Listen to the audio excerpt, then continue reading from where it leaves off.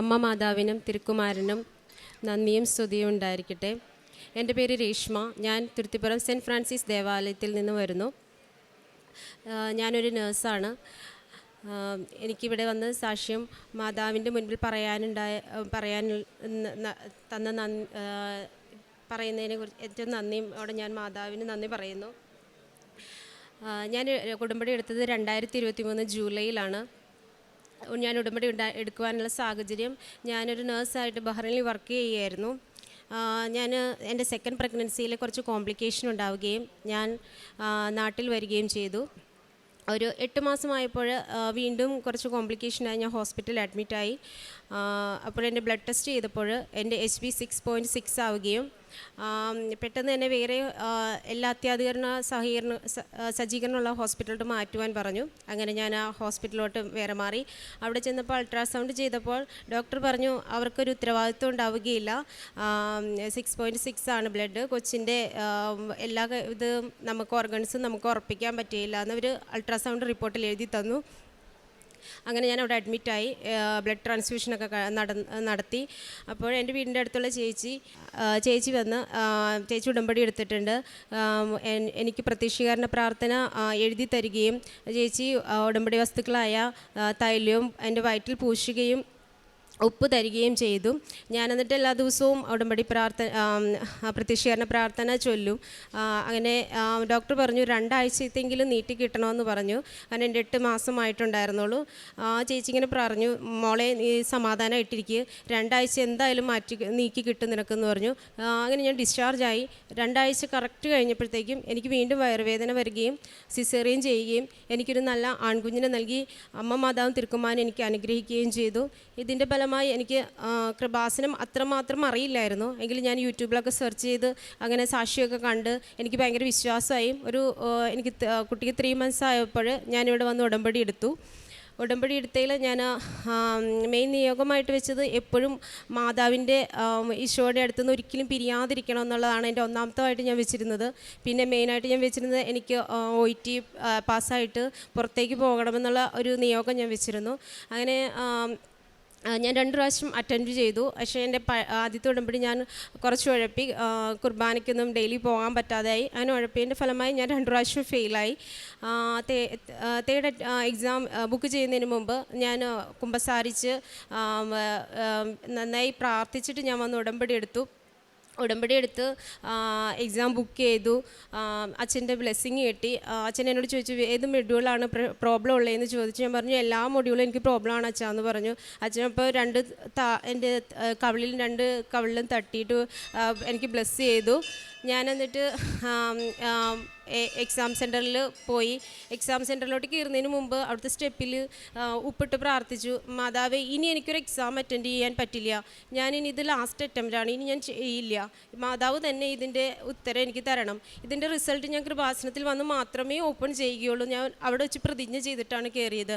അതുപോലെ തന്നെ 3ാമത്തെ അറ്റംപ്റ്റിൽ എല്ലാവരും എന്നോട് പറഞ്ഞു വേറെ എക്സാം സെൻറ്റർ എടുക്കാൻ. പക്ഷേ എന്നെ മാറ്റിയില്ല. കാരണം ഞാനെടുത്ത എക്സാം സെൻറ്ററിൽ കൃപാസന മാതാവിൻ്റെ ഫോട്ടോസ് എല്ലാ ചുവരിലും ഉണ്ടായിരുന്നു. അപ്പോൾ എനിക്ക് വിശ്വാസമായിരുന്നു മാതാവ് എന്നെ എപ്പോഴെങ്കിലും ഒരിക്കലും കൈവിടില്ല എന്ന്. അപ്പം ഞാൻ പ്രാർത്ഥിച്ചുകൊണ്ട് എക്സാം സെൻറ്ററിൽ കയറി. എനിക്കൊരു ഒരടയാളം തരണമെന്ന് ഞാൻ പ്രാർത്ഥിച്ചിട്ടുണ്ടായിരുന്നു. എൻ്റെ ഓരോ മൊഡ്യൂളിലും ഓരോ മൊഡ്യൂളിൻ്റെ പേപ്പർ വയ്ക്കും, എക്സാം എഴുതുമ്പോഴും ഞാൻ ഉപ്പിട്ട് പ്രാർത്ഥിക്കും. ഞാൻ ഇരിക്കുന്ന സ്ഥലത്ത് ഉപ്പിട്ട് പ്രാർത്ഥിക്കും. എൻ്റെ കഴുത്തിൽ നമ്മുടെ കാശ് രൂപം ഉണ്ടായിരുന്നു. ഓരോ എക്സാമിൽ ഞാൻ കാശ് രൂപം മുറുക്കെ പിടിച്ചാണ് ഓരോന്ന് ചെയ്തുകൊണ്ടിരുന്നത്. അങ്ങനെ 3 മൊഡ്യൂളും കഴിഞ്ഞു. ലാസ്റ്റ് മൊഡ്യൂൾ സ്പീക്കിംഗ് ആയിരുന്നു. സ്പീക്കിങ്ങിൻ്റെ സമയത്ത് ഞാൻ ആ സ്പീക്കിങ്ങിന് ഇൻ്റർലൊക്കേറ്ററിൻ്റെ അടുത്ത് കയറിയപ്പോൾ ഞാനൊരു അടയാളം തരണമെന്ന് എനിക്ക് അത്ര നേരമായിട്ട് ഒരു അടയാളം കിട്ടിയില്ല. ഞാൻ കയറുവാണ് ഇൻ്റർലൊക്കേറ്ററിൻ്റെ അടുത്തപ്പോൾ അവരുടെ കഴുത്തിൽ മാലയിൽ മാതാവിൻ്റെ കാശുരൂപം കിടപ്പുണ്ടായിരുന്നു. എനിക്ക് 100% വിശ്വാസമായി എക്സാമിൽ ഞാൻ വിജയിക്കും, കാരണം എനിക്ക് അടയാളം കിട്ടിക്കഴിഞ്ഞു. അപ്പം ഞാൻ ജയിച്ചു കഴിഞ്ഞെന്ന് എനിക്ക് 100% ഉറപ്പായിരുന്നു. അങ്ങനെ ആ എക്സാം ഇൻ്റർലൊക്കേറ്റർ ഒരിക്കലും അങ്ങനെ നമ്മളെക്കുറിച്ച് നമ്മുടെ എക്സാം വിലയിരുത്തുകയോ നമ്മുടെ സ്പീക്കിംഗ് എങ്ങനെയാണെന്ന് പറയുകയോ ഇല്ലായിരുന്നു. പക്ഷേ ആ ഇൻ്റർലൊക്കേറ്റർ എന്നോട് പറഞ്ഞു എൻ്റെ ഒരു സ്പീക്കിംഗ് കറക്റ്റാണ്, ഒരു സ്പീക്കിംഗ് കുറച്ച് പ്രശ്നങ്ങളുണ്ട്, എങ്കിലും നമുക്ക് നോക്കാം, മാതാവിനോട് നന്നായി പ്രാർത്ഥിച്ചോളൂ മോളൂ എന്ന് എന്നോട് പറഞ്ഞു. അങ്ങനെ ഞാൻ എൻ്റെ റിസൾട്ട് വരുന്ന സമയത്ത് ഞാനിവിടെ വന്ന് എൻ്റെ ഓപ്പൺ ചെയ്ത് ഞാനിവിടെ വന്നിരുന്നാണ്. ഓപ്പൺ ചെയ്ത് കഴിഞ്ഞപ്പോൾ ആദ്യം ഓപ്പൺ ആകുന്നുണ്ടായില്ല. അപ്പോൾ ഞാൻ പേടിയായി. വീണ്ടും രണ്ടാമത് ഓപ്പൺ ചെയ്തപ്പോൾ ഓപ്പണായി. എനിക്ക് അയർലൻഡ് സ്കോറാണ് കിട്ടിയത്. അപ്പോൾ എനിക്ക് വീണ്ടും വിഷമമായി.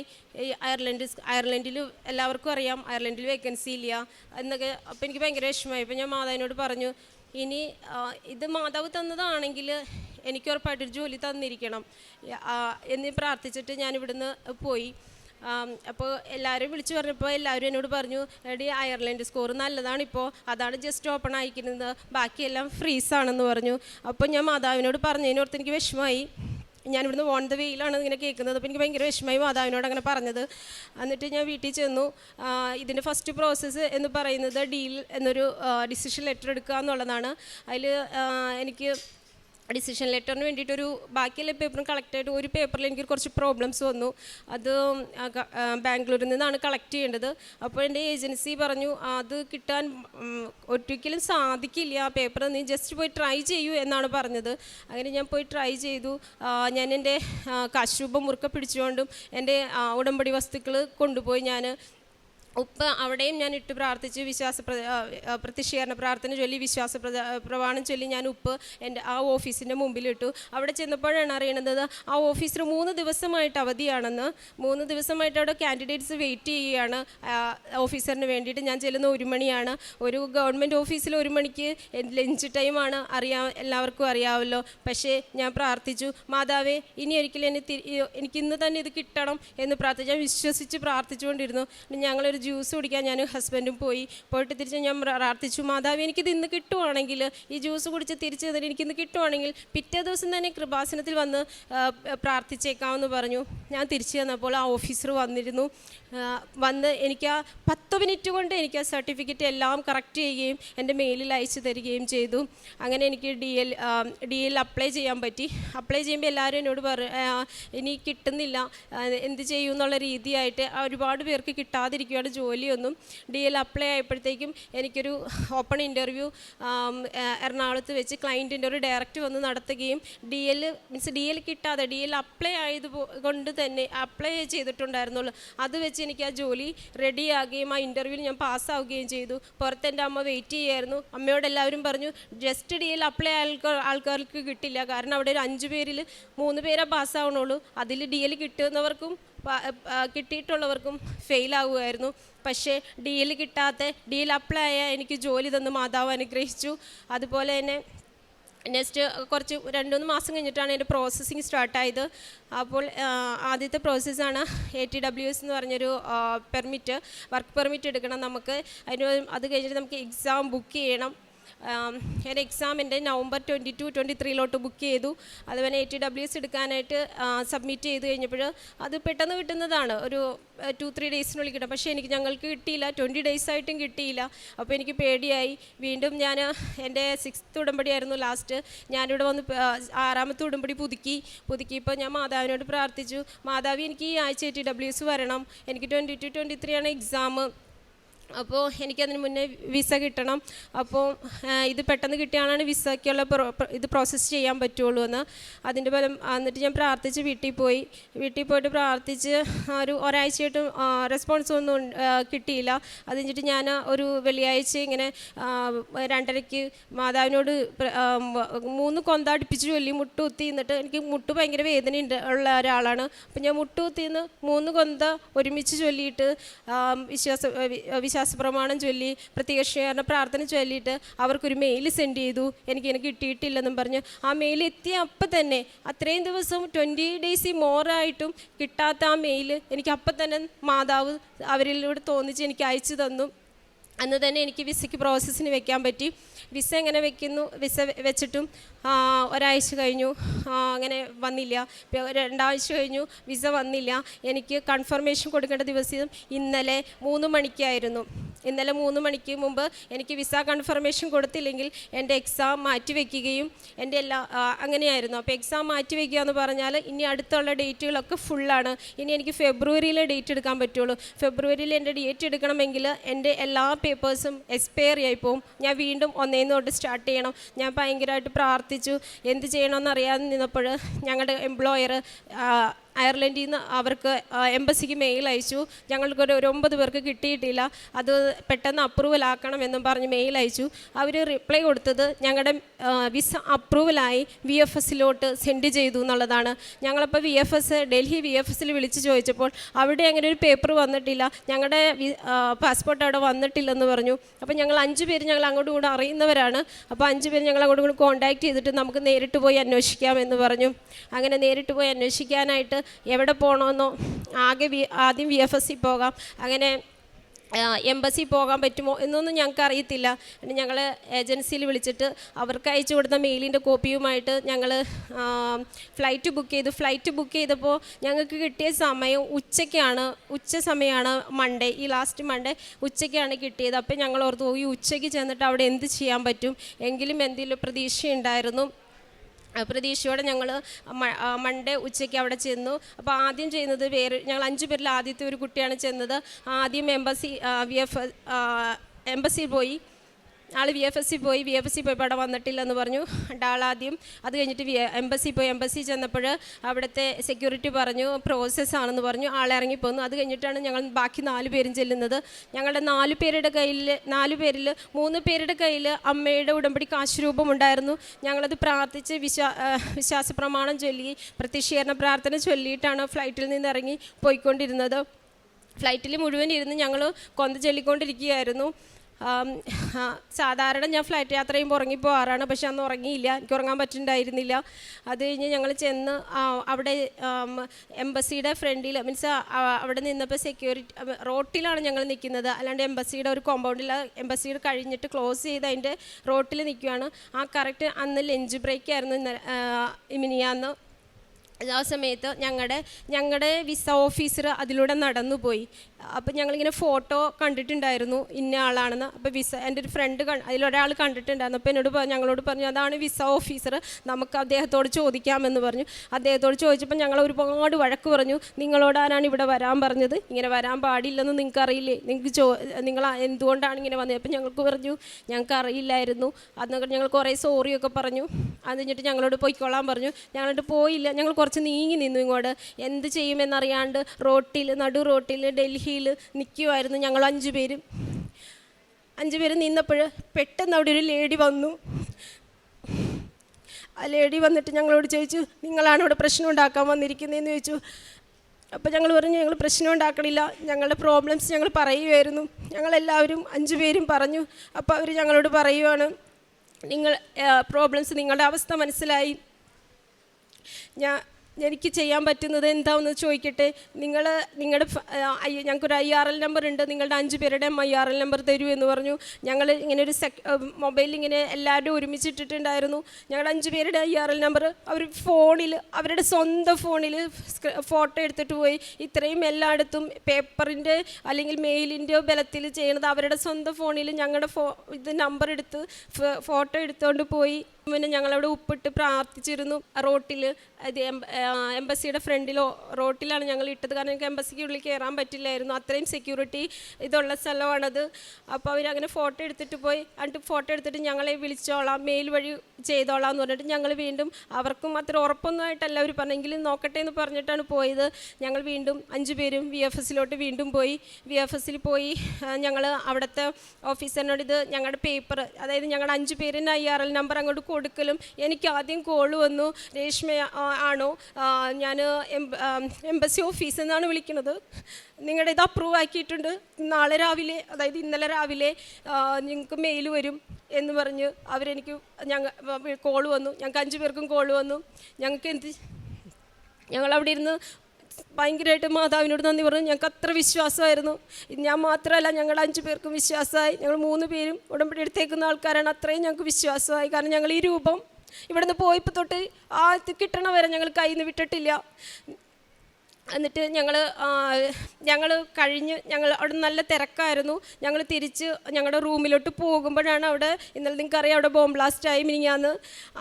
അത് കഴിഞ്ഞോ ഗാനമാണ് അത് അത് ബോംബ് ബ്ലാസ്റ്റിനായി ഞങ്ങൾക്ക് ഒരിക്കലും അവരെ കാണാനോ മിണ്ടാനോ അവിടെ ഇരുന്ന് പറഞ്ഞിട്ടില്ല. അത്രയും സെക്യൂരിറ്റി ഇഷ്യൂസാണ് ഇന്നലെ അവിടെ നടക്കുന്നത്. ജസ്റ്റ് ദൈവം ആ ഉച്ചയ്ക്കത്തെ ഫ്ലൈറ്റ് ഞങ്ങൾക്ക് തന്നില്ലായിരുന്നെങ്കിൽ ഞങ്ങൾക്ക് ഒരിക്കലും ഇതൊന്നും കിട്ടില്ലായിരുന്നു. ഞങ്ങൾ വീണ്ടും റൂമിൽ വന്നിരുന്ന് കൊന്ത ചൊല്ലി പ്രാർത്ഥിച്ചു. രാവിലെ എഴുന്നേറ്റു, അച്ഛൻ്റെ ഡെയിലി ബ്രെഡ് കൂടി, പ്രത്യക്ഷീകരണ പ്രാർത്ഥന ചൊല്ലി വീണ്ടും ഞങ്ങൾ VFSലോട്ട് പോയി. VFSലോട്ട് പോകുമ്പോഴൊക്കെ നല്ല സെക്യൂരിറ്റി ഇതാണ്. ഇന്നലത്തെ അവസ്ഥ അങ്ങനെയാണ് അവിടെ. ഞങ്ങൾ കുറച്ച് ലേറ്റായിട്ടാണ് അവിടെ ചെന്നത്. അത്രയും തിരക്കായിരുന്നു അവിടെ. ചെന്ന് കഴിഞ്ഞിട്ട് ഞങ്ങളുടെ നമ്പറൊക്കെ തന്നു. അപ്പോൾ ഇവിടുത്തെ ഇന്നലെ ട്യൂസ്ഡേ ആയ കാരണം ഇത് നടക്കുവാണ്, ധ്യാനം നടക്കുവാണ് ഓൺലൈനിൽ. ഞങ്ങളവിടെ ഇരുന്ന് ഞങ്ങളുടെ നമ്പർ അവർ മേടിക്കുമ്പോൾ ഞാൻ അവിടെ ഇരുന്ന് ഓൺലൈൻ ഉടമ്പടി ധ്യാനം കൂടിക്കൊണ്ടിരുന്നു. അത് കഴിഞ്ഞിട്ട് ഉടമ്പടി കൂടിക്കൊണ്ടിരുന്നപ്പോൾ അതിന് മുന്നേ ഞങ്ങൾക്കൊരു മെയിൽ വന്നു, നിങ്ങളുടെ പാസ്പോർട്ട് ഡിസ്പാച്ച് ആയതെന്ന് നമ്മൾ കേരളത്തിലോട്ട് സെൻഡ് ചെയ്തു. അപ്പോൾ ഞങ്ങൾക്ക് പേടിയായി. കാരണം പിന്നെ ഞങ്ങളത് വീണ്ടും അതെവിടേക്ക് പോയി എന്ന് അന്വേഷിച്ച് നടക്കണം. പക്ഷേ ഞങ്ങൾ തലേദിവസം മെയിൽ ഇങ്ങനെ ചെയ്തിട്ടുണ്ടായിരുന്നതിൻ്റെ പേരിലാണ് ചെയ്തിട്ടാണ്. പക്ഷെ അവരത് കണ്ടില്ല. ഞങ്ങൾക്കടെ കൈ തന്ന് കളക്ട് ചെയ്യണമെന്ന്. പക്ഷെ അവരത് കണ്ടില്ലായിരുന്നു. പക്ഷേ ഞങ്ങൾ ഫോൺ വിളിച്ചപ്പോൾ അവിടെ തന്നെയുണ്ട്, സെൻഡ് ആക്കിയിട്ടില്ല, 4 o'clock സെൻഡ് ആവുള്ളൂ എന്ന് പറയും. കാരണം ഇന്നലെ 3 മണിക്കായിരുന്നു ഞങ്ങളുടെ ലാസ്റ്റ് ടൈം. ഞങ്ങൾക്ക് അവർ തന്നിരിക്കുന്ന ഡെഡ് ലൈൻ ഇന്നലെ 3 മണിക്കായിരുന്നു. അപ്പോൾ ഞങ്ങൾ ചെന്നു, അത് കളക്ട് ചെയ്തു. 2:30 ആയപ്പോഴാണ് ഞങ്ങൾക്കത് കംപ്ലീറ്റ് ആയിട്ടെല്ലാം ചെയ്യാൻ പറ്റിയത്. ഞങ്ങൾക്കൊരു ഫോം ഫില്ല് ചെയ്തിട്ടാണ് ഈ വിസ അതിൻ്റെ അകത്ത് അറ്റാച്ച് ചെയ്യേണ്ടത്.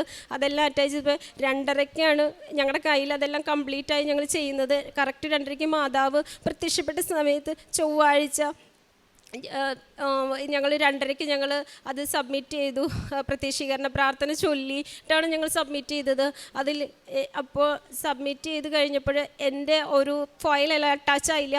അവരത് വീണ്ടും എനിക്ക് മെയിൽ അയച്ചു, ഡിലീറ്റ് ചെയ്യുന്നു. അപ്പോൾ സമയം 2:42, വെറും 15 മിനിറ്റോടെയാണ് ബാക്കിയുള്ളൂ. അതെൻ്റെ ഒരു വല്ലാത്ത ടൈമായിരുന്നു. അത് കഴിഞ്ഞ് ഞാനത് വീണ്ടും പ്രാർത്ഥിച്ച് വീണ്ടും പ്രത്യക്ഷീകരണ പ്രാർത്ഥനയ്ക്ക് ചൊല്ലി മാതാവിൻ്റെ രൂപം കുറുക്കെ കൈപ്പിടിച്ചുകൊണ്ട് ഞാനത് സബ്മിറ്റ് ചെയ്തു. അങ്ങനെ സബ്മിറ്റായി. അങ്ങനെ എനിക്ക് ഇന്ന് ഈ ഫ്രൈഡേ 10 മണിക്ക് എൻ്റെ ഫ്ലൈറ്റാണ്. ഞാൻ ഉറപ്പിച്ചാണ് മാതാവിനോട് പറഞ്ഞത്, എന്ത് വന്നാലും ഞാൻ റെഡി ആയിട്ടില്ല. ഒരു രാജ്യത്തേക്ക് പോകുമ്പോൾ അറിയാം എന്തൊക്കെ റെഡിയാണ്, ഞാനൊന്നും റെഡി ആയിട്ടില്ല. എക്സാമാണ് 2022-23. മാതാവ് വീണ്ടും എന്നെ കൈപിടിച്ച് ഉയർത്തുമെന്ന് എനിക്ക് 100% വിശ്വസിച്ചാണ് പോകുന്നത്. ഒന്നും റെഡി ആയിട്ടില്ല. എന്നിട്ട് ഞാൻ ഇവിടെ വന്ന് മാതാവിനോട് പറഞ്ഞിട്ടേ പോവുള്ളൂ എന്ന് ഞാൻ ഉറപ്പിച്ചിട്ടാണ് പറഞ്ഞിരുന്നത്. അതുപോലെ ഇന്നലെ രാത്രി ഞാൻ 11 മണിക്കാണ് ഇവിടെ വന്നത് ഡൽഹിയിൽ നിന്ന്.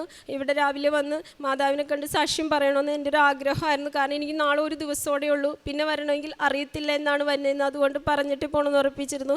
കൂടാതെ എനിക്ക് വേറൊരു സാക്ഷ്യം, ഇവിടെ അച്ഛൻ ഇങ്ങനെ ഒരു ദിവസം പറയണത് അവിടെ നോക്ക് പള്ളി ഉണ്ടെന്നും അവിടെ മാതാവ് പ്രത്യക്ഷപ്പെട്ട സ്ഥലമാണെന്നും എപ്പോഴും പറയണതിൻ്റെ ഞാൻ കേട്ടിട്ടുണ്ട്. അപ്പോൾ അന്ന് ഞാനൊന്ന് ആഗ്രഹിച്ചു, മാതാവേ എനിക്ക് അവിടെ ഒരു ജോലി കിട്ടണമെന്ന് ഞാൻ ആഗ്രഹിച്ചിരുന്നു സ്കോർ കിട്ടിയപ്പോൾ. പക്ഷേ അത് മറന്നുപോയി. നമ്മൾ മറന്നു പോയാലും നമ്മുടെ കൂടെ ഉണ്ടെന്ന് നമ്മുടെ അമ്മ നമുക്കായി കാത്തു തരും. എൻ്റെ എഗ്രിമെൻറ്റ് വന്നപ്പോൾ ആ നോക്ക് പള്ളിയിൽ നിന്ന് വെറും 9 minutes ദൂരമുള്ളൂ ഞാൻ വർക്ക് ചെയ്യുന്ന സ്ഥലത്ത്. ഇത്രയധികം അനുഗ്രഹങ്ങൾ തന്ന എൻ്റെ മാതാവിന് തിരുക്കുമാനും 1000 നന്ദി പറയുന്നു. കാരുണ്യപ്രവൃത്തി ഞാൻ ഇവിടുന്ന് പത്രമൊക്കെ മേടിച്ചുകൊണ്ട് എല്ലാവർക്കും വിതരണം ചെയ്യും. അതേപോലെ തന്നെ ഇപ്പോഴും ഞാൻ ഇംഗ്ലീഷ് പത്രം മേടിച്ചിട്ടുണ്ട്. അവിടെ എനിക്ക് അറിയത്തില്ല എങ്ങനെ കൊടുക്കാൻ പറ്റുമെന്നൊന്നും അറിയില്ല, പക്ഷെ ഞാൻ മേടിച്ചിട്ടുണ്ട്. പിന്നെ എനിക്ക് പറ്റുന്നിടത്തോളം ഇതുവരെയായിട്ട് ഉടമ്പടി എടുത്തിട്ട് എനിക്ക് മുടക്കം വന്നിട്ടില്ല. കാരുണ്യ പ്രവൃത്തി ചെയ്യാൻ എനിക്ക് അങ്ങോട്ട് കൂടുതൽ അന്വേഷിക്കേണ്ട പോലും വന്നിട്ടില്ല. എൻ്റെ അടുത്ത് ആൾക്കാർ ഇങ്ങോട്ട് വന്ന് ആ വിഷമങ്ങളും പ്രശ്നങ്ങളും പറയാൻ എനിക്ക് അങ്ങനെ സഹായിക്കാൻ ഒരുപാട് പറ്റാറുണ്ട്. പിന്നെ യൂട്യൂബിൽ ചൊവ്വാഴ്ച ധ്യാനം ആ സമയത്ത് കൂടിയില്ലെങ്കിൽ ഞാൻ അങ്ങനെയെങ്കിലും ആഴ്ച അത് കൂടിയിരിക്കും. അതേപോലെ എല്ലാ ദിവസവും ഡെയിലി ബ്രെഡ് കാണുകയും ഷെയർ ചെയ്യുകയും ചെയ്യും. അതുപോലെ തന്നെ യൂട്യൂബിൽ ഇങ്ങനെ ഞാൻ സെലക്ട് ചെയ്തിട്ട് സാക്ഷ്യം ഇടും. OIT അങ്ങനെ തന്നെ ജോലിയുടെ കാര്യം. അപ്പോൾ അതിൻ്റെ അണ്ടറിൽ നമ്മൾ നേഴ്സുമാരാണ്, കൂടുതൽ നേഴ്സുമാരുണ്ടാവുമല്ലോ, അവരെനിക്ക് കമൻറ്റ് ചെയ്യും അവർ പുറത്ത് വരാൻ. പിന്നെ ഇത് കൂടിയിട്ടാണ് ഞങ്ങളൊക്കെ പഠിച്ചിട്ടാണ് OIT ചെയ്യുന്നത്. പക്ഷേ എൻ്റെ ബുദ്ധി കൊണ്ടല്ല, എൻ്റെ OIT ക്ലിയർ ആയെന്ന് എനിക്കറിയാം. അച്ഛൻ പല പ്രാവശ്യം പറയണത് ഞാൻ കേട്ടിട്ടുണ്ട്. ചിലർക്ക് ബൈ ബർത്തിൽ കിട്ടും, ചിലർക്ക് അങ്ങനെയല്ല. എനിക്കുറപ്പാണ് എൻ്റെ മാതാവും തിരുക്കുമാരനുമാണ് ഇവിടെ ഇന്ന് നിന്ന് സാക്ഷ്യം പറയാൻ സാധിച്ചതെന്ന് എനിക്ക് പൂർണ്ണ വിശ്വാസമുണ്ട്. അമ്മ മാതാവിനും തിരുക്കുമാരനും വീണ്ടും നന്ദി പറഞ്ഞുകൊണ്ട് എൻ്റെ സാക്ഷ്യം നിർത്തുന്നു. യെശയ്യാ 45:2-3 തിരുവചനങ്ങൾ. ഞാൻ നിനക്ക് മുൻപേ പോയി മലകൾ നിരപ്പാക്കുകയും പിച്ചള വാതിലുകൾ തകർക്കുകയും ഇരുമ്പോടാമ്പലുകൾ ഒടിക്കുകയും ചെയ്യും. നിന്നെ പേര് ചൊല്ലി വിളിക്കുന്ന ഇസ്രായേലിൻ്റെ കർത്താവായ ദൈവം ഞാനാണെന്ന് നീ അറിയേണ്ടതിന് അന്ധകാരത്തിലെ നിധികളും രഹസ്യധന ശേഖരവും ഞാൻ നിനക്ക് തരും.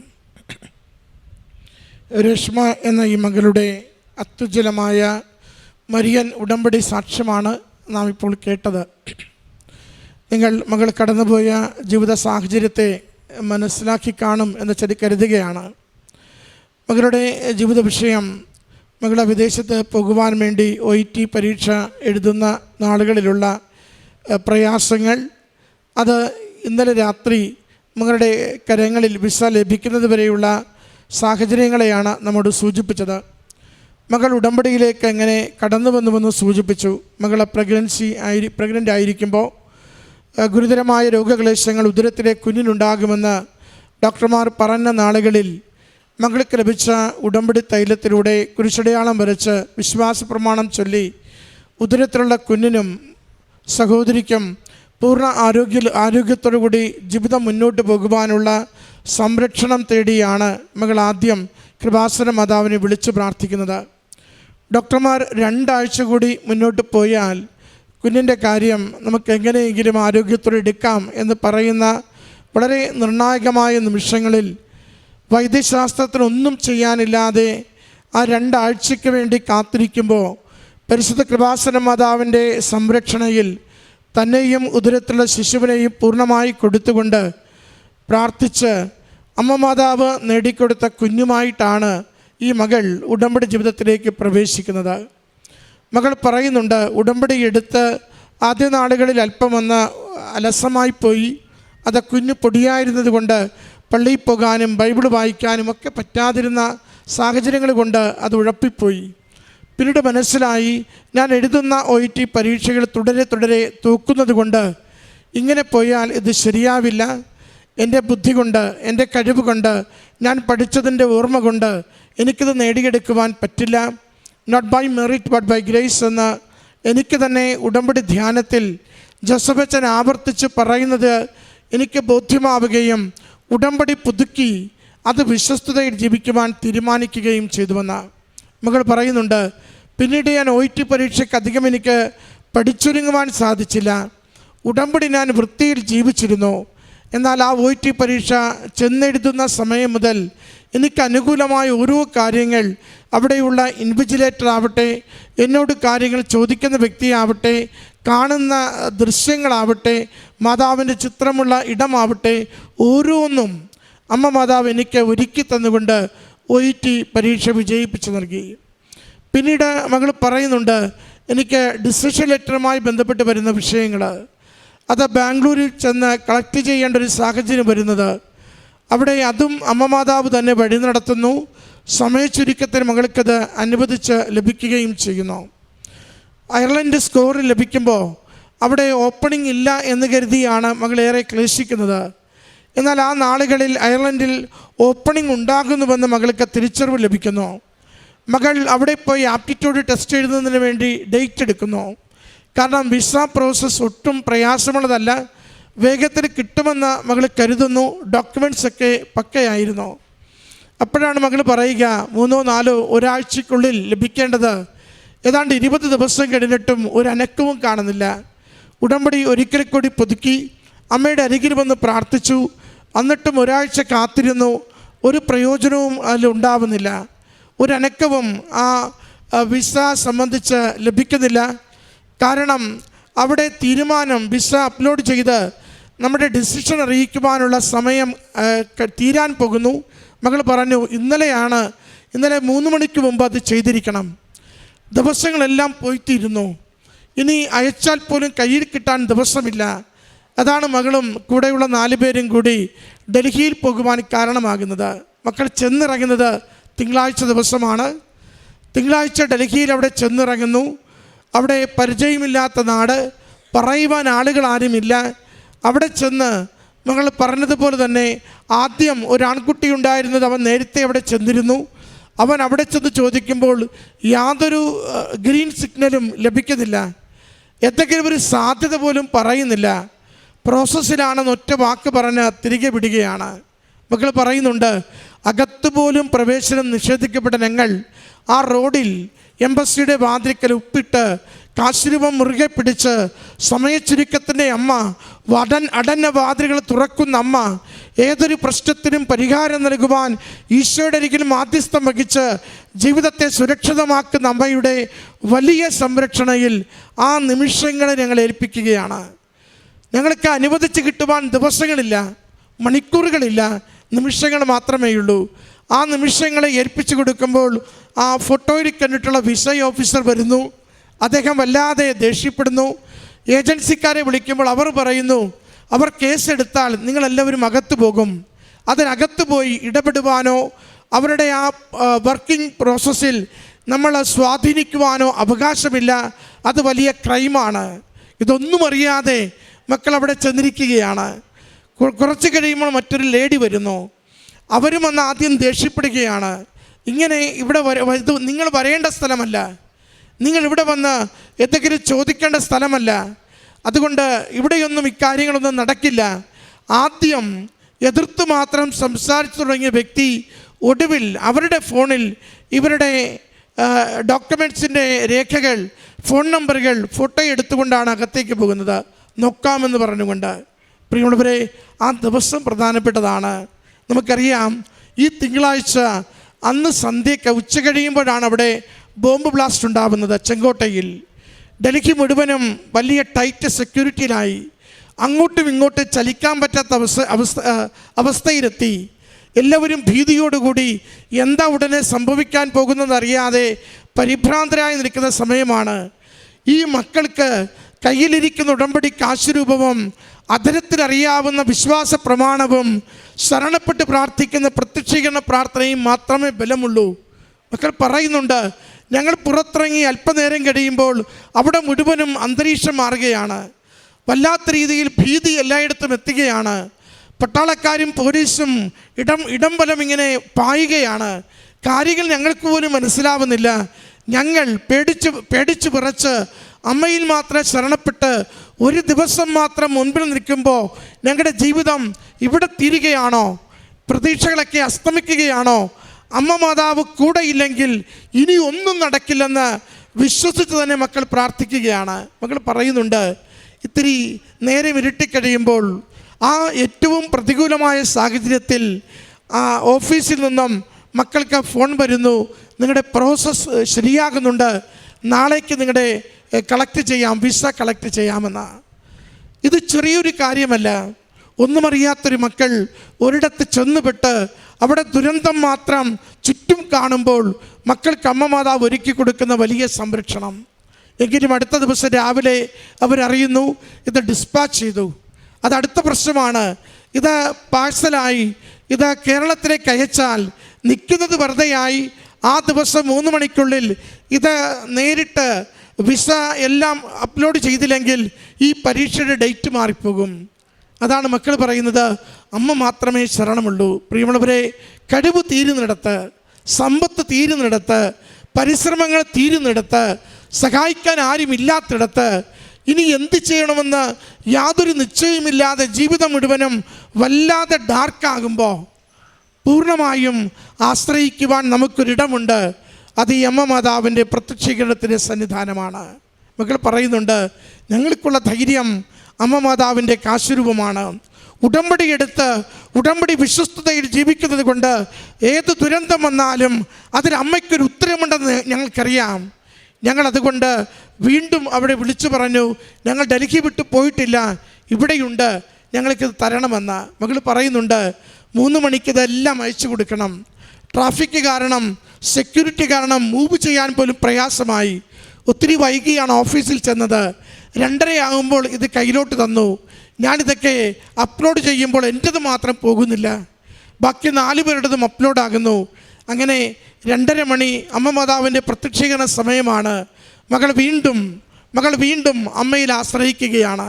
പ്രിയമുള്ളവരെ, നമ്മൾ നടുക്കടലിൽ വീഴുമ്പോൾ നിങ്ങൾക്ക് ദൈവത്തിൽ പ്രത്യാശയുണ്ടോ? നിങ്ങൾ അമ്മ മാതാവിൽ ശരണപ്പെടുന്നുണ്ടോ? അത് പ്രധാന ചോദ്യമാണ്.